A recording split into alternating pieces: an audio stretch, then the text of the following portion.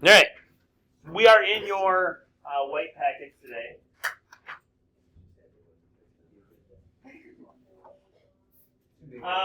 I want to say it starts on page 9. That page 9 right there? Yep.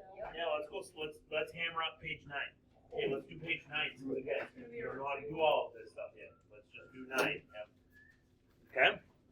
All right.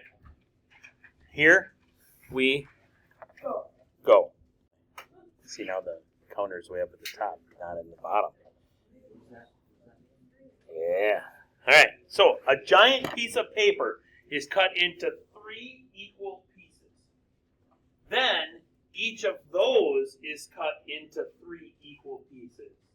Then each of those is cut into 3 equal pieces. Okay? So we keep going by 3s every single time, right?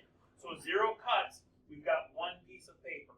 After 1 cutting, we've got 3 pieces of paper. Oh, we could probably just write that down right here in our cuts, right? Yeah, we could. Sha. Okay, so after 0 cuts, we had 1 piece of paper. 1 cut, we had 3 pieces of paper. 2 cuts, how many pieces of paper do we have? We got 9. 3 cuts, how many pieces of paper are we going to have? 27, okay, right? 4 cuts. 81, but now our pieces of paper are getting really small, right? And? Yeah, well, because what's the pattern cut? Times by 3. Multiply by 3 every single time, yeah? So the next one will be 243. Next one will be 729, and so on and so forth, okay? So we're multiplying by 3 every single time, okay? I like it. I like it. So now it says how many papers will there be after round 10 of cuts, round 20 of cuts, round n of cuts? Okay? All right, well, we could keep multiplying by 3, multiplying by 3, multiplying by 3. Okay? But that's going to take a long time. So let's come up with an equation, an explicit equation for us. Okay? What do you got, bud?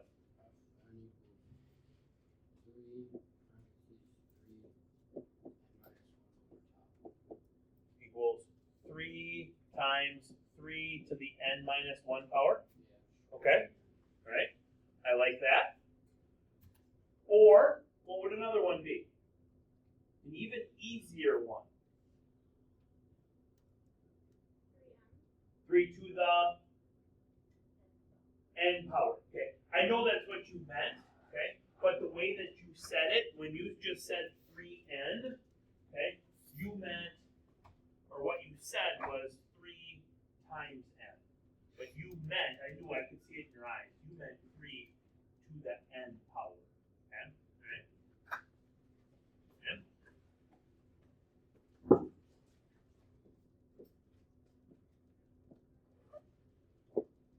So that means then after n cuts, we would have 3 to the n power pieces of paper. Okay? With that being said, how many pieces of paper would we have after 10 cuts? 59,040. Okay. You sure about that? Oh, 100%? Let's check it. Whoa, let's check this out. I second that.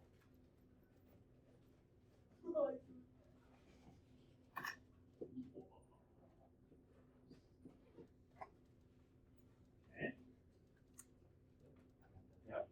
And how many would we have after 20 cuts? 3,486,784,000. Yep, you worked right with the billion. I second that. You can just read it left to right. 3, 4, 8, 6, 7, 8, 4, 4, 0, 1. With what you said was what? 3,486,784,401 pieces of paper. That's a lot of paper. Okay. Not very big pieces, but that's a lot of paper. Okay. Right? Now, if this were a graph, okay, so we would have down here, we would have cuts, And down here we have pieces of paper. Could you also just write pieces? Sure. Sure. I'm going to go by twos here. 2, 4, 6, 8, 10, 12, 14, 16, 20, 24, 28, 32. And I'm going to go by 1. So 1 cut. So boom, right there we had 1. Oops, that's great. This side.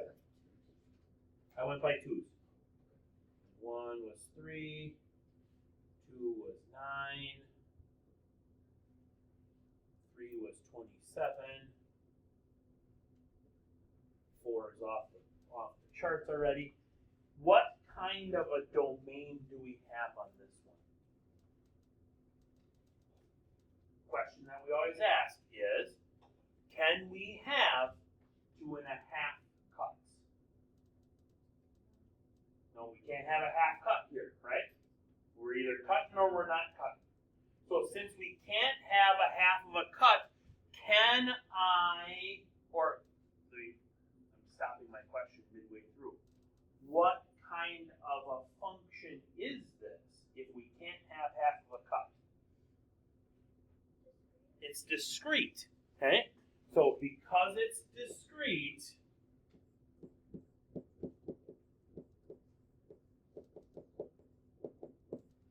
that means our domain is, now we have to decide, it's either natural numbers or whole numbers. Okay? Can we have 0 cuts? Because it's right there sitting in our table, right? Okay? So that means it's whole numbers. So we went with n as our variable, so then this is going to be n, that funky e, whole numbers.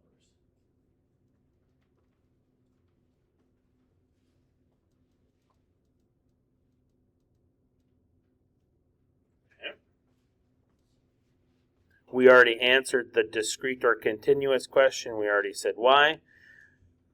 Would it make sense to look for the number of pieces of paper at 5.2 cuts? Why not? Can't have 0.2 of a cut, right? Okay, so that wouldn't make sense either. Would it make sense to look for the number of cuts it takes to make 53.6 pieces of paper? Why not?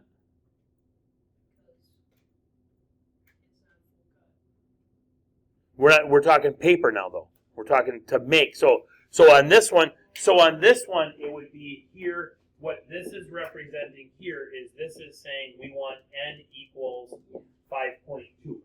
What this one is saying is we want f of n to equal 53.6. Okay. So would it make sense now?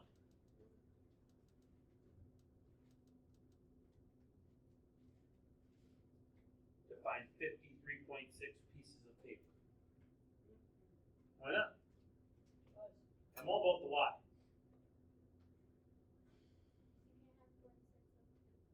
Exactly. It's like a person. Okay? You can't have 0.6 of a person. You can't have 0.6 of a piece of paper. You either have the piece of paper or you don't have the piece of paper. Okay? I almost grabbed the paper out of there and ripped it. But I didn't. I waited.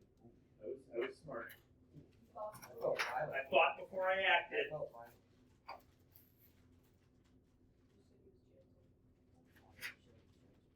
One piece of paper, right? Right? How many pieces of paper now? It's like 20. It's 2, right? It's 2 pieces of paper. Okay? Doesn't matter what size it is. Now how many pieces of paper are we at? 3 pieces of paper, right? Okay? Doesn't matter what size it is, it's a piece of paper. It didn't specifically say it had to be a 3 by 5 inch piece of paper. Okay? Right? So it doesn't make sense for either one of those to do that. Okay? And that's another reason why it's discrete. Okay?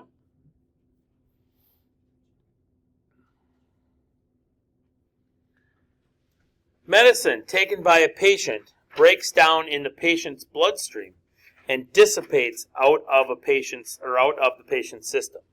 Suppose a dose of 60 milligrams of an anti-parasite. Ooh, I don't want any parasites in my body either. Of an anti-parasite medicine is given to a dog, and the medicine breaks down. So that 20% of the medicine becomes ineffective every hour. Uh-oh. Why do we have cuts there? That shouldn't be cuts and pieces. That is very improper label. This should be hours. Is it cuts and pieces on yours too? Okay. All right, yeah, that should be hours there, and then we should have milligrams. mg actually. Do you know why it's mg and not mm? Milligrams. And what's mm? Millimeters. Mm-hmm. Yeah. That's m. M. Without even starting yet, is this function going to be discrete or continuous? Why? Okay, that's one reason. We can have 0.25 of an hour. Okay. So it's working for you. It's dissipating over time, but it's constantly working. It's not like every hour all of a sudden the blood reacts and it kicks in instantly. Okay? You know what I'm saying? It's constantly working for you, as most medicines do on the meta side. Okay? Alright? So at 0 hours, how much milligrams do we have in our system? 0. We have 60 at 0 hours, don't we? Because you just got it?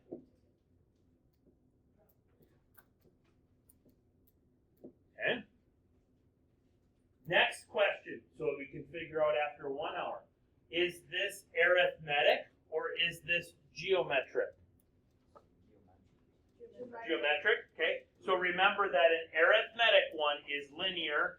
It's y equals mx plus b style, right? That was arithmetic. Geometric is exponential, and so then that's going to have an exponent in it. Okay? All right? What is our R value based off of the 20%? Our R value would be 0.8. Do we agree with 0.8? Because if 20% is leaving, that means that how much percent is staying? 80% is staying. As a decimal, that's 0.8. Okay? Alright? So what would 60 times 0.8 be? 48.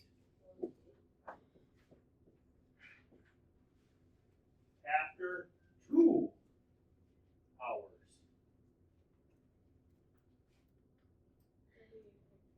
38.4, I would concur with that. After 3 hours. I like that one too.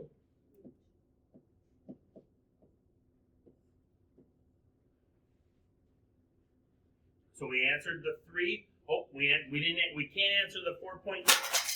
Why? Why you gotta knock it out of my hand like that? Why?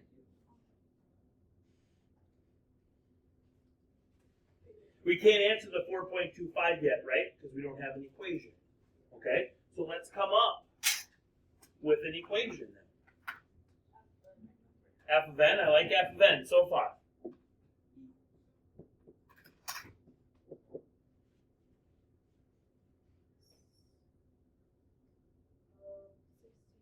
$60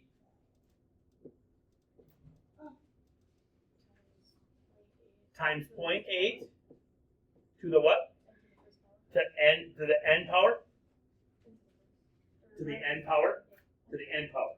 Yes, to the n power. Sorry, I should have said this. Like that is what you're trying to say. Yes, that's to the n power. Yes. Okay. What now? if you went n minus 1, then this number here can't be 60. It's got to be 48. Yep. And then it still works. Okay? If you wanted to go to n minus 2 power, then this number would have to be 38.4. Yep, exactly. Okay? Now, with that being said, so then this would be, up here, this would be 60 times 0.8 to the n power. Now we can figure out how much is left after 4.25 hours. Because now we can type that in, 60 times 0.8 raised to the 4.25 power, and I get, we'll round it to 3, I get 23.243 milligrams.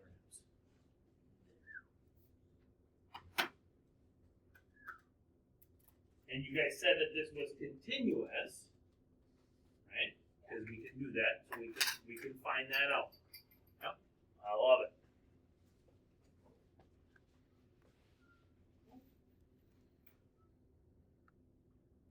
So because it's continuous, what is the domain? All real numbers. Yep. Any other restrictions with all real numbers?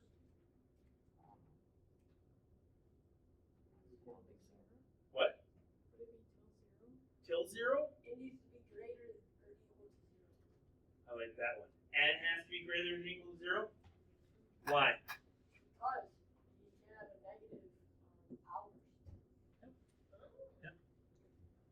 Because we're not going back in time. Agreed upon. Yep. We're not Marty McFly. I would agree with that. Have you ever watched that movie? Back to the Future?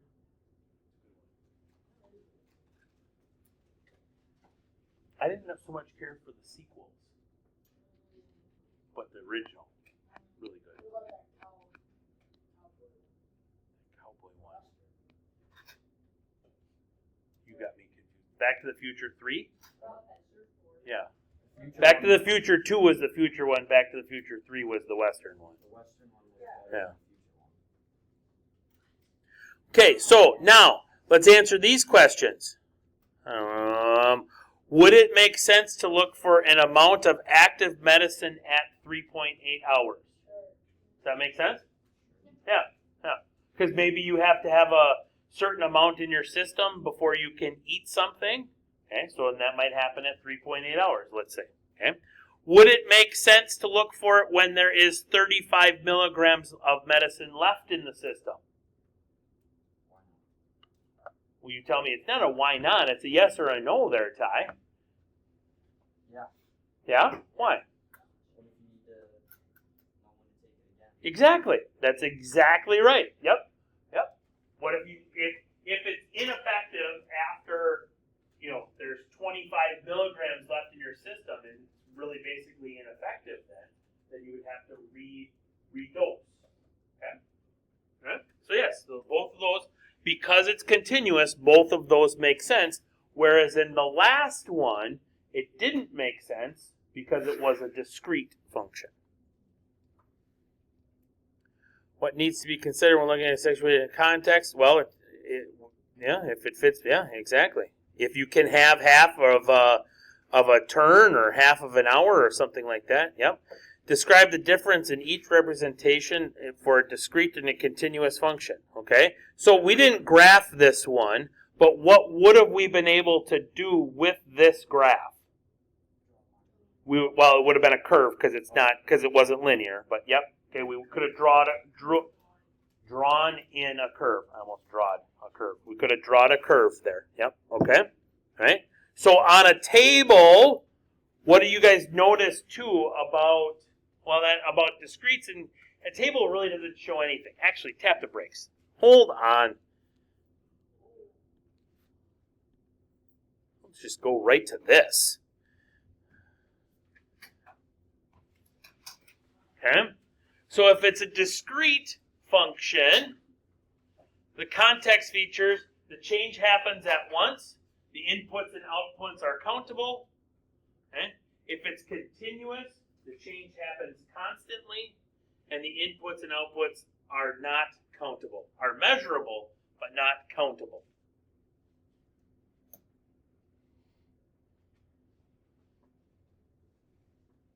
My question to you is this. What is the difference in a table between a discrete and a continuous graph? Or excuse me, a sequence, function, whatever you want to call it.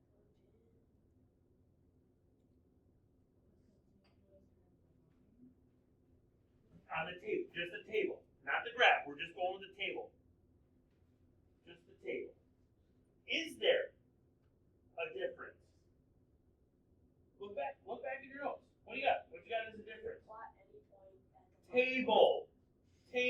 We are literally right now we are literally just talking about the table right here. We're not talking about the graph. I'm not talking about the function. I'm literally talking about this table versus this table. Is there any difference? Continuous can have decimal points. So can a regular one too. Yeah. It was a good try though. Is there any difference in a table between a discrete and a continuous graph? No, there's nothing. Okay? So there's nothing, there's no difference here.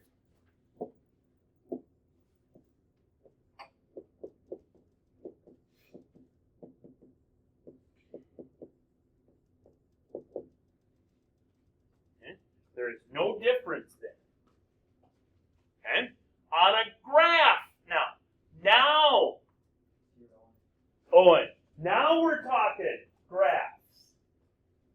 What's the difference between a discrete graph and a continuous graph? You might even start saying it too the first time.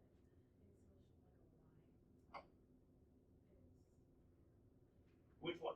Which one are we talking here? So the continuous one has a line and the discrete one is just the box. Just the dots. So could we say that a discrete graph is just dots? Would you agree with me on that? Yeah? Because a discrete graph is just the dots, right? And a continuous graph has connected dots. Right? Because then if it's arithmetic, it's connected with a line. If it's geometric, it's connected with a curve. Would you agree? Would that be an applicable way of saying what you had said? Yeah, I like it. I'm glad you thought of it. Okay? Now, with the equations, is there a difference in their equations? Discrete versus continuous.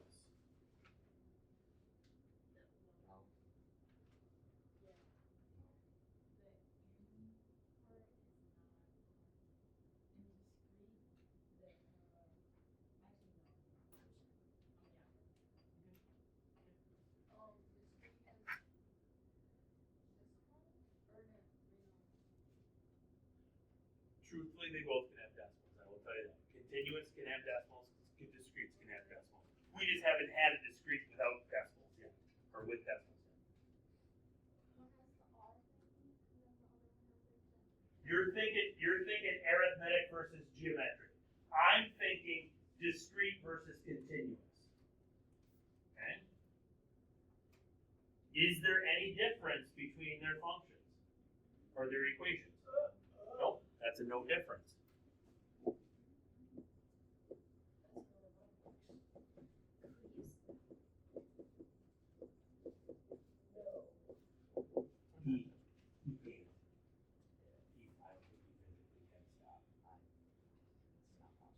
Or is this it? Oh, okay. I thought you were talking about him. Owen? I thought you were picking on Oh, Owen. you can pick on him. Oh, okay. But like, With the domain, yeah, there you go. With the domain, in a discrete function, it's either whole numbers or natural numbers, depending upon if you can include 0. And with a continuous one, it's all real numbers, and then you just got to determine if you can have negatives or not. If we're talking about time or not. Okay? With me?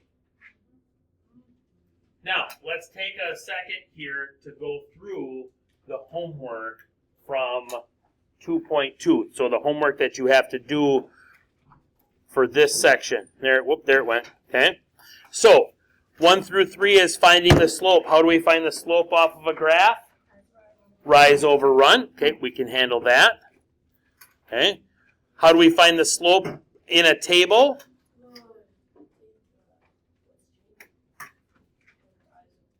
It's not, but that's on a graph. In a table,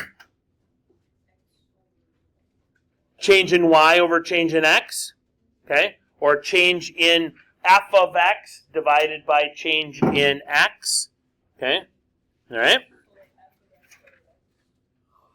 The change of them, yep, between the two, yep, okay, all right.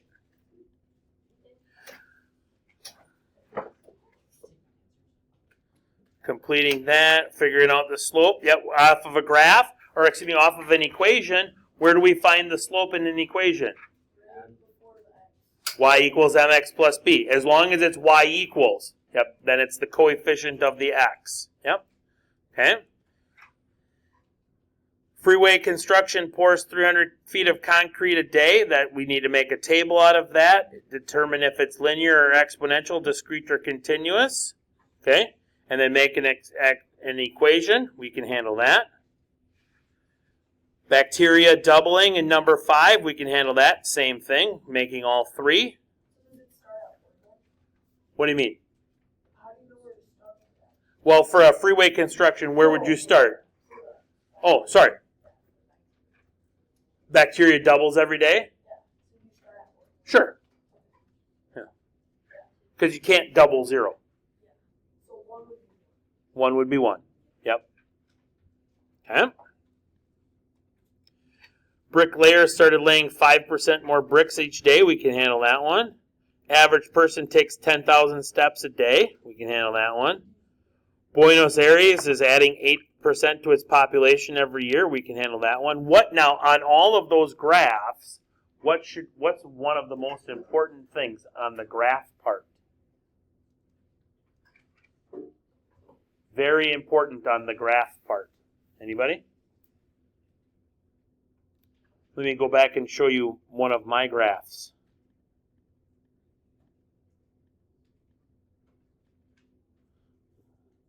What's very important on the graph part? Oops, I forgot it on this bottom part too.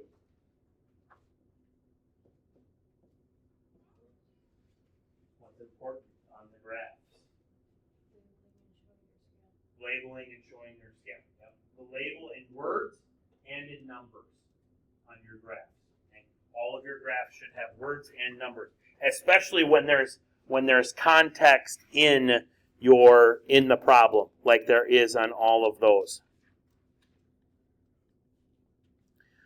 9 through 10, we're finding state whether the context describes discrete or continuous. Identify if it's a mathematical representation provided. We can handle that. Solving some equations. Finding some explicit and recursive equations. Love that. That sounds like a great plan. I love it. I'm excited to be part of this. Yeah. Oh, and did I answer all of your homework questions? Okay. Good. Have at it.